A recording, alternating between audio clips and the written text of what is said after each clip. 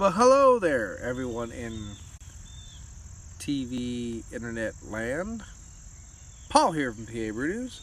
Okay, we have another beer that is definitely of the aged, from the cellar, from the dungeon of the parents. This one is Maredsous. Maredsous from Belgium, from, what was that, Maredsous? Maredsous. And here we go. Nice little small bottle, the style that they usually do. They also have 750s, I think they are, of these bigger beers. Maredsous. This is a Tripel. Okay. 10% alcohol by volume. Tripel de Maredsous. And it's a product of Belgium, of course. And there we go. Traditional Benedictine brewery. I don't know if they are considered technically Trappist, but I think they might be. So I want to open this real quick and watch it blow up all over me. Nice hiss off that. We're going to have some carbonation streaming up here soon. It's not blowing up. I like that, but there is carbonation forming. Nice bubbles. Yeah, hashtag Dirty Glass Mafia. Let's throw it in here. Look at that. Look at that. I'm just going to give it a heady pour. I'm going to give it a heady pour.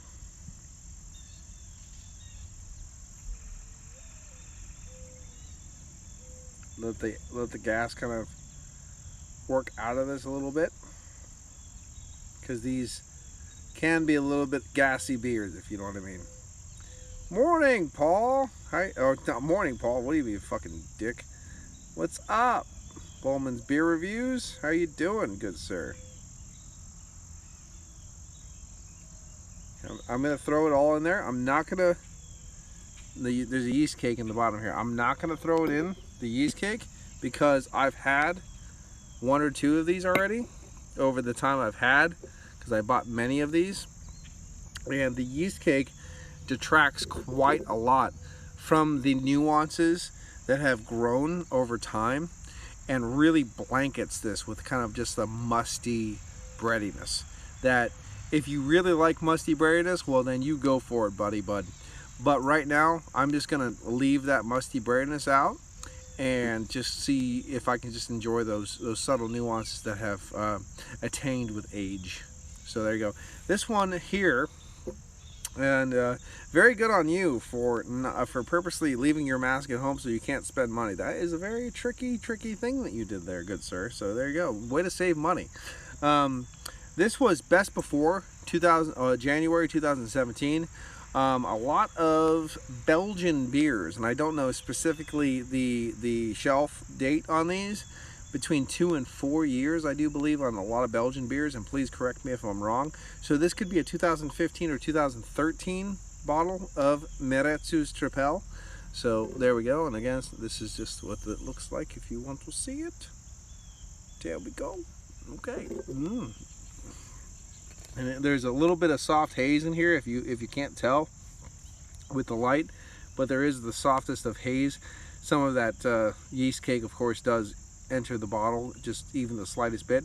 Nice streaming carbonation up to the light. I'm being blinded by the sun, so that's always fun. Beautiful, just golden orange, straw, honey, a little bit of amber hues still right there. Beautiful looking beer, absolutely fantastic. Belgians make good beer. It's one of the. I don't like a lot of the Belgian beers, especially the Belgian IPAs to a certain extent. I like those weedy hops, if you know what I mean. But they do make some good stuff.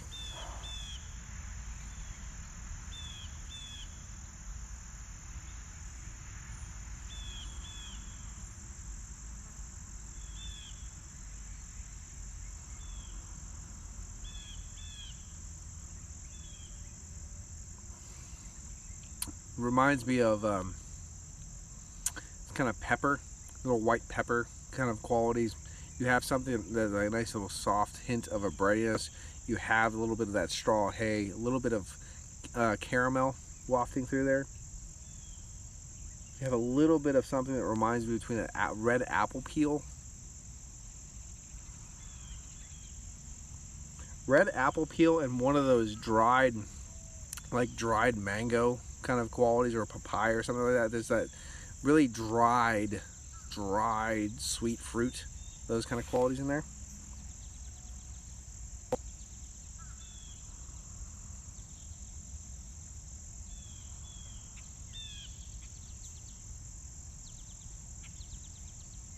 Yeah, it's between like that red apple peel and some kind of like super dried but sweet fruit mixing there, stewed fruit mixed with a lot of beautiful caramels, breadiness. You have that straw hay kind of little conglomerate going on there. You have little different kind of white pepper kind of tones coming out. Really nice stuff. Let's get into it. Cheers.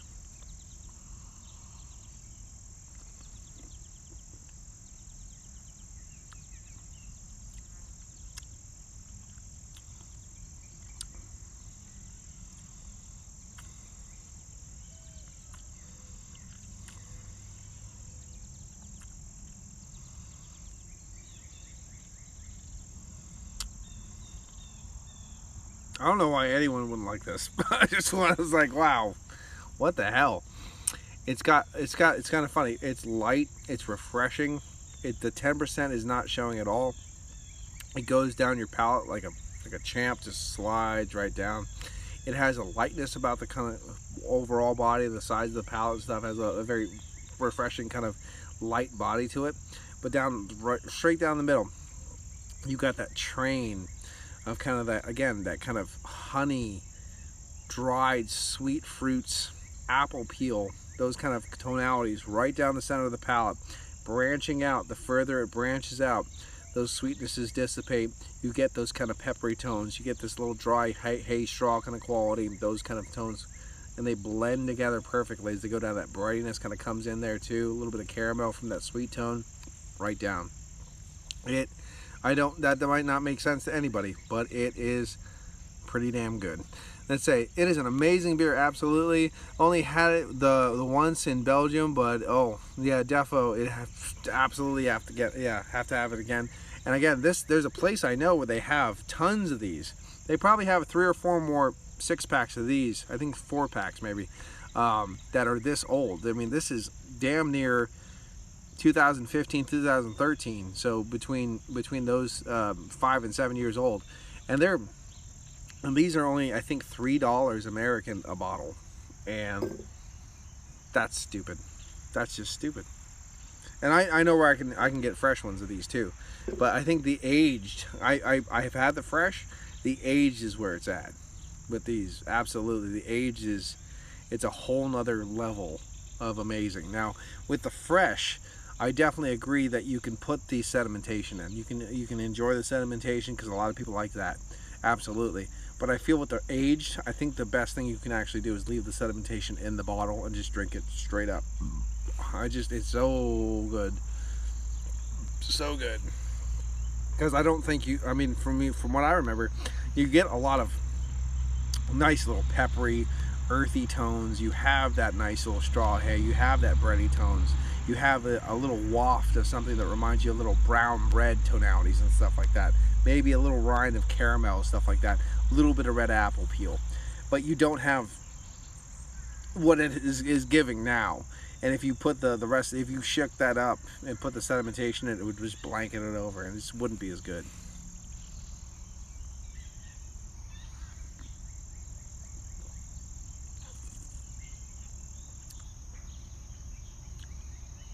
There is something there. It's just so fun.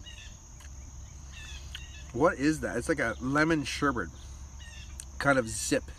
A sweet lemon sherbet, like an orange lemon sherbet zip to this beer, right in the center of the palate, right where all those sweet fruits are.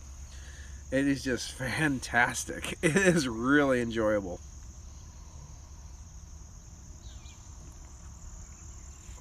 Obviously those ethanol alcohols are still wafting through, adding fruit, adding things like that to the nature of the beer, but it's not showing itself to be a boozy beer.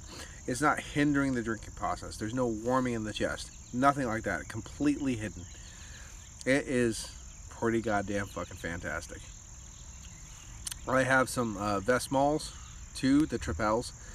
These outshine that to an amazing degree. It's still a great beer, absolutely fantastic. But these Maredsous, man, they just, when they age, they just, I can't believe. And it's a beer, honestly, now, maybe you can agree or disagree. How many people do you actually, when they talk about Belgian beers, how many people bring up Maredsous?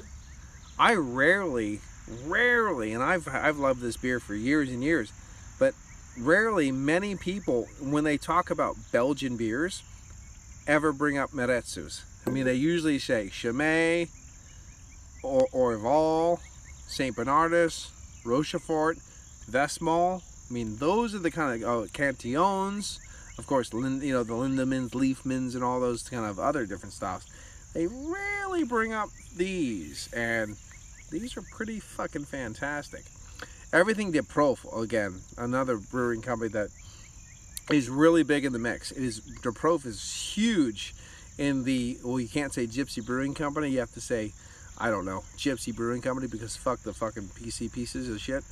It's a Gypsy Brewing Company. That's what it is. I mean, that's the whole point of it. Is you're nomadic. You're moving from place to place. You're doing your own thing. You're not following anyone's rules.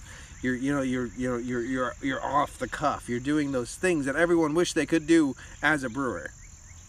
So it's not a negative term. It's something to be proud of. A lot of them go through De Prof, and everything that comes out of De Prof basically is fucking fantastic. I don't know what the fuck De Prof does, and I don't know how they do it, but they just make magic. Slapmusky is a De Prof product that's probably one of my favorite Belgian beers, fresh out, without age. And no one talks about it, but I really enjoyed Slapmusky. So, there you go. However, De Ranks Double X Bitter can suck a dick, because that just sucks. So there you go, too. Oh, there's a red squirrel. Look at you, you bitch. And lots of birdies. I'm just sitting here in the wealth of nature, enjoying it all. Drinking some good beer. Yeah, it's pretty good. I don't know what. Everybody was in the last cast. Nobody's in this one except for you, of course. And thank you. I'm a new subscriber. I haven't been watching it for too long, but liking it. Hit you up on the Facebook. Like your stuff. It's always nice to see when someone you don't usually follow, you get onto their train, and then you start watching. Oh, I've had that beer. Let's see what he thinks. With a lot of guys that you follow for so long, when they get a new beer that you've had, you kind of know what they like and don't like already, so you kind of know what they're going to say. So it's kind of nice when you gotta get into like the new kind of area where you go, okay, well, what are they going to sing about this? You don't know, so it's nice. I remember when Jonathan Brown, the Northern Southerner, he started up too when he was new, and I started following him too. And he was like, oh, he finally got a KBS and stuff like that. And he's like, oh my God, he was blown away. But of course you would, but it still interesting to see him do a couple this and that. Jonathan Brown just did fucking London Porter from Fuller's. He'd never had one before. I'm like, really? Wow. It's an amazing fucking beer. I've always been a Fuller's slut. Ever since I found out about Fuller's, I was dead set about Fuller's. I loved it. When I was in Manchester, I got the chance to have the HSB. When did I have the HSB? I had the HSB when I was in Huddersfield. Was it the Rat and Ratchet? I think I did. At the Rat and Ratchet, I had the HSB on tap. The Hornsby Special Bitter. I think it was Hornsby Special Bitter. Great.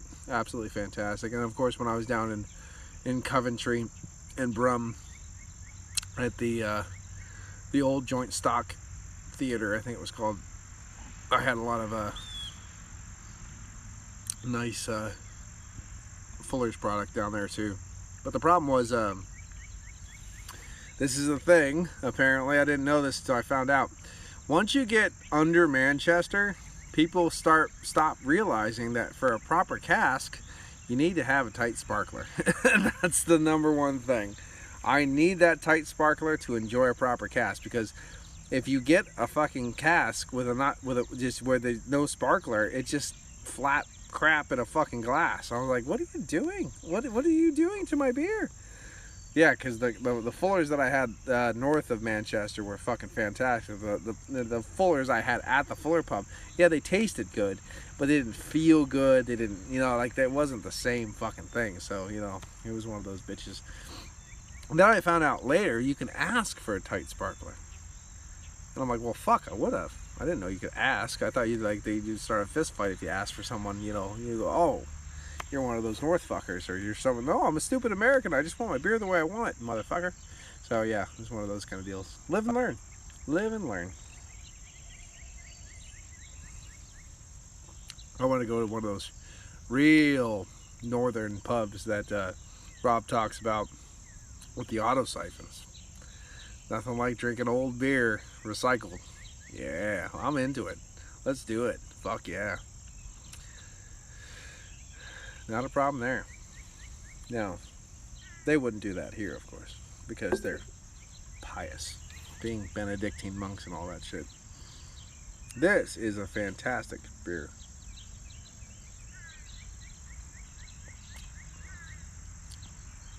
One of the best tastes. Might not sound amazing, but when you get a nice Belgian beer, a brown Abbey Ale, Provision Ale, you got the what was that called? Abbey Ale, Brune, Tripel, Quad, especially the nice quads. That red apple, when you get a nice sweet red apple, ugh. It's just stupid. It's just stupid. It is one of those stupid things that just is amazing. Fuck yeah. That goddamn red squirrel's back. Bastard. Yeah, so anyway, let's about ready to finish this one. Thank you for watching.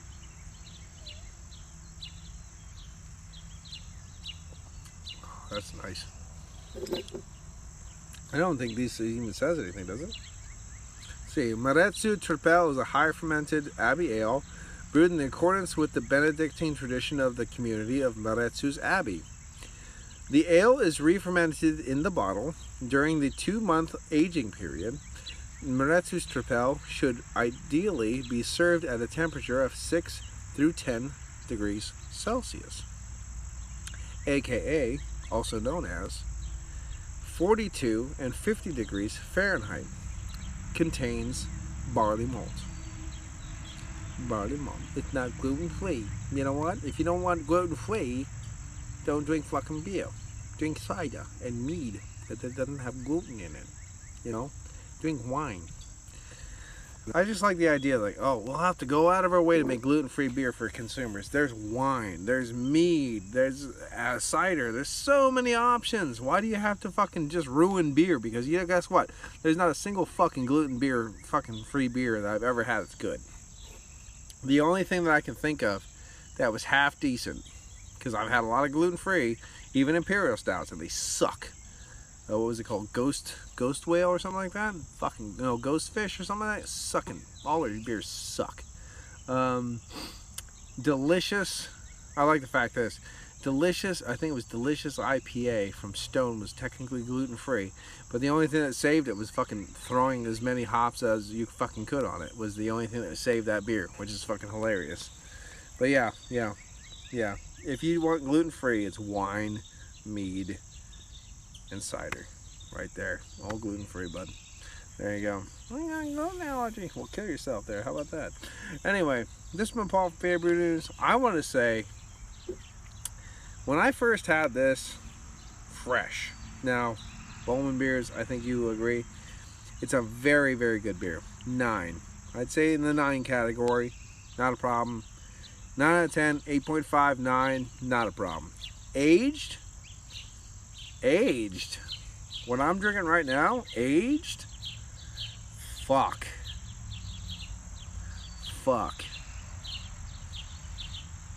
You're looking at least 9.5, 10 maybe. It is, I mean 9.5 for sure. It is fan-fucking-tastic. This beer is fan-fucking-tastic. I love it. I only have one more left too, which is a real bitch. But I'm gonna have to go back when I get some more money and buy some more. So you know, it's not the. But at what point in time, you know, they will be gone, and it will be sad. So I think the best thing to do now is find other places that have this beer, and put them in the dungeon so they can rest well for a few years, because it's an amazing beer, absolutely. And this is an amazing day just to sit out here and drink some beer. And so there we go. And thank you for joining me again. This has been Paul from PABrewNews. I'm going to give this one a 9.5, possibly 10. I know people get fucking upset when you give beers 10, because that means there's no beer that could ever be better, blah, blah, blah. This is an age, so I'm going to give it that little fucking thing, because some beers age better than others. But this is damn near a 10. I'm going to say 9.5. This is a fantastic beer, and I could do this all day long. It's just, oh my god, so good, so good. Great little beer. So thank you for joining me yet again. This has been Paul from PABrewNews, and I'll see you at some point in time. I don't know. We got some Maniacs Meat podcast episodes coming up here. We did 1980, 1981 is coming up next week, and there's going to be a couple dungeon-esque beer reviews from my house that I reviewed, a couple New Trail beers, and we'll see you then.